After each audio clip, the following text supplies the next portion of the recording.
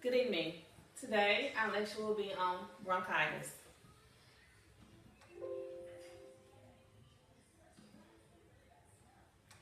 The goal of this lecture is for the undergraduate nursing students to understand the underlying concept of bronchitis. We have several objectives. The first one is to define bronchitis and differentiate between acute and chronic bronchitis, be able to understand its etiology and pathophysiology, be able to recognize the risk factors and clinical manifestations of bronchitis, be able to list diagnostic evaluations used to confirm bronchitis, list and discuss the different medical treatments for acute and chronic bronchitis, be able to provide patients and family members health education strategies, and lastly, develop at least 3 NANDAs. My first question is that, tell me what is the first thing that comes to mind when you hear the term bronchitis? I will give you a couple of minutes to think of what thing comes to mind. First thing that comes to your mind. Anybody?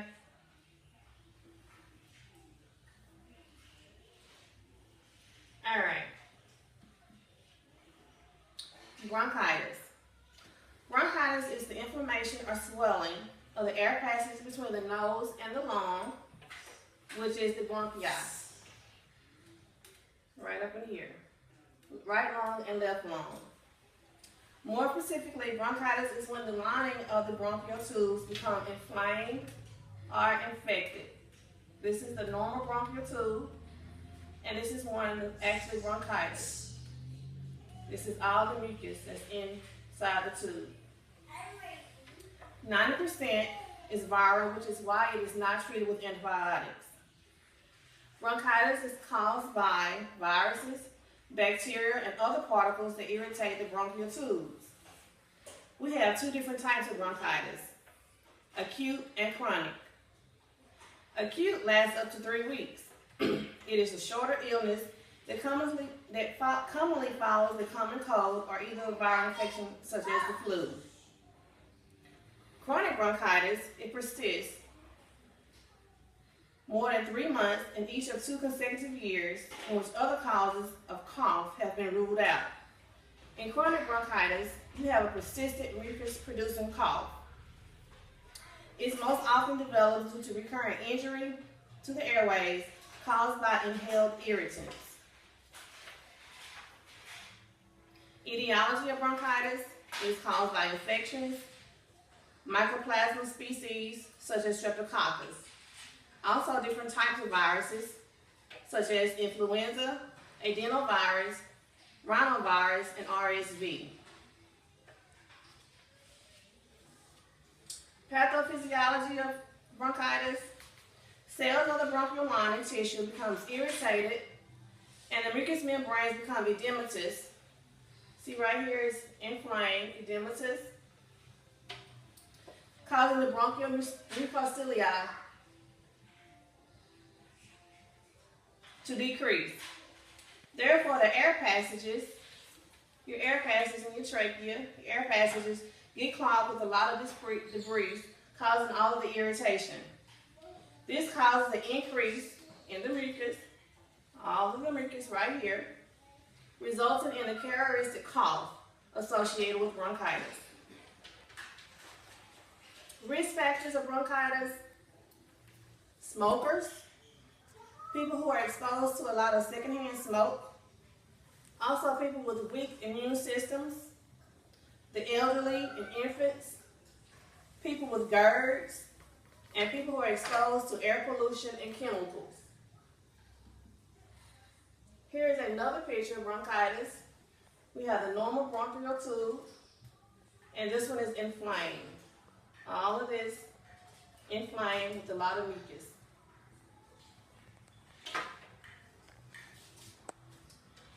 When you see a patient with bronchitis who come in with a common cough, they have a productive cough.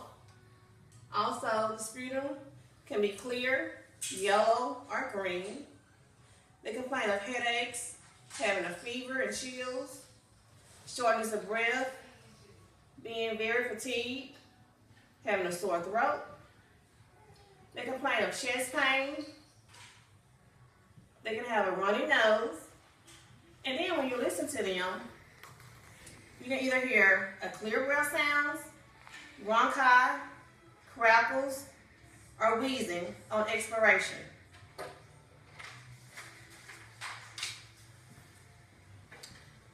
In order to diagnose a patient with bronchitis, you have to do a complete history, a detailed history.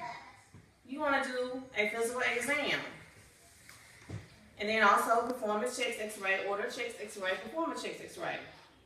You're going to do a sputum culture, take a sample of their sputum, and if necessary, perform a pulmonary function test.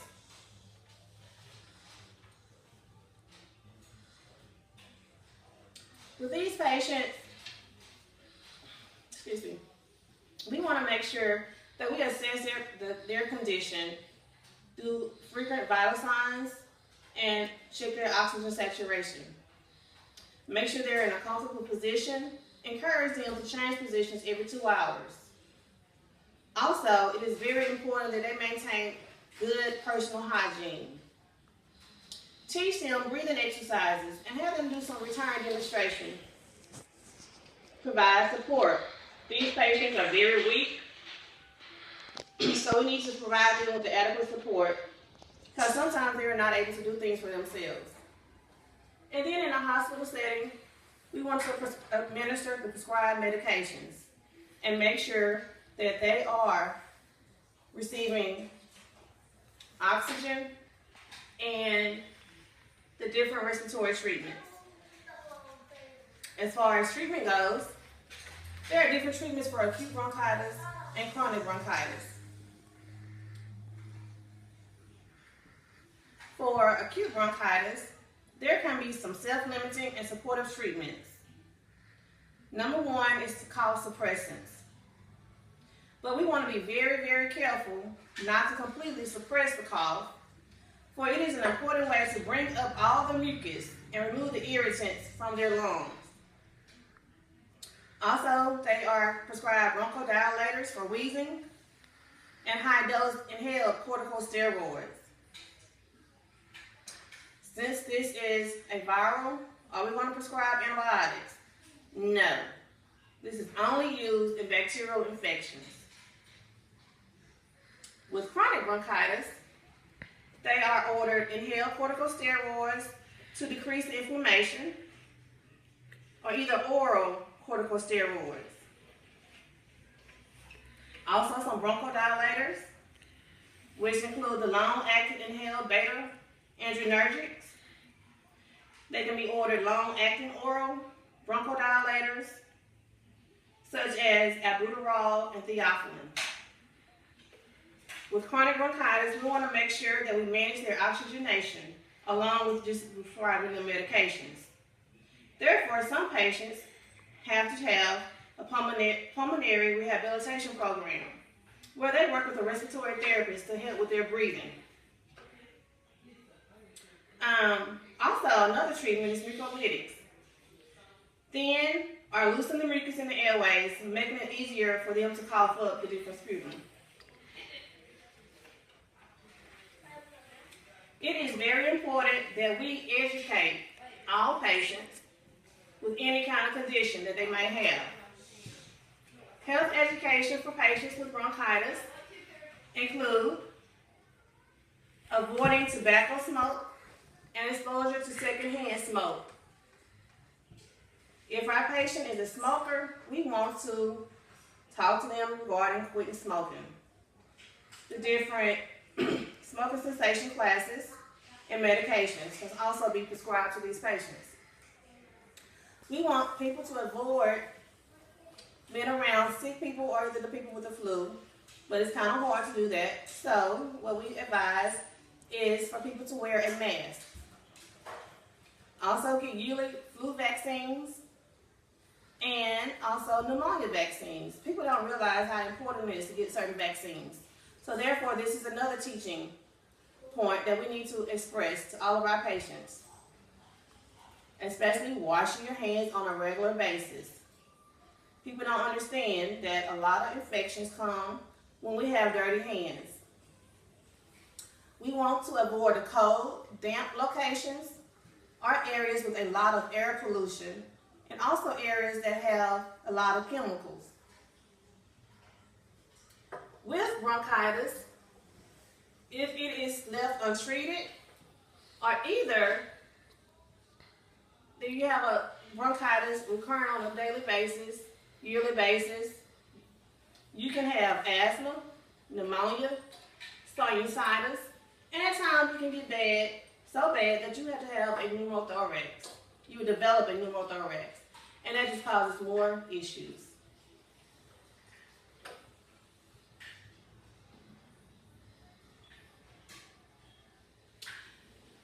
I've noticed that some people they just have looks on their face, they're really not for sure what's going on.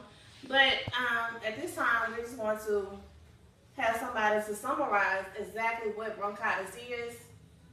We're just going to have an open discussion right now. So the people that have looks on their faces, they're not for sure what is going on or what I'm talking about, please, at this time, express your concerns about bronchitis. What you have a question about? I'm going to go back to the picture on bronchitis.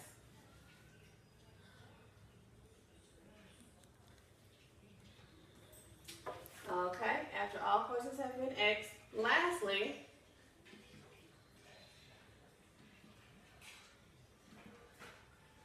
with any disease process, we also want to come up with nursing diagnosis related to them. I would like for you to get with a partner and come up with at least 2 nursing diagnoses that is related to bronchitis. Remember what bronchitis is to help guide your thinking.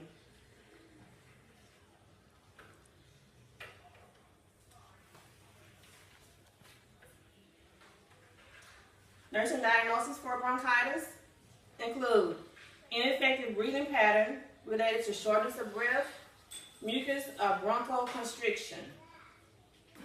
Ineffective airway clearance related to bronchoconstriction. Self-care deficit related to being fatigued. Secondary to increased effort to breathe, because you're going to have a hard time breathing, all the coughing. You're going to be fatigued, so there's going to be a self-care deficit. And lastly, activity intolerance related to fatigue and ineffective breathing patterns. That concludes our lecture today on bronchitis. If you have any questions, feel free to ask me after class is over with. Thank you.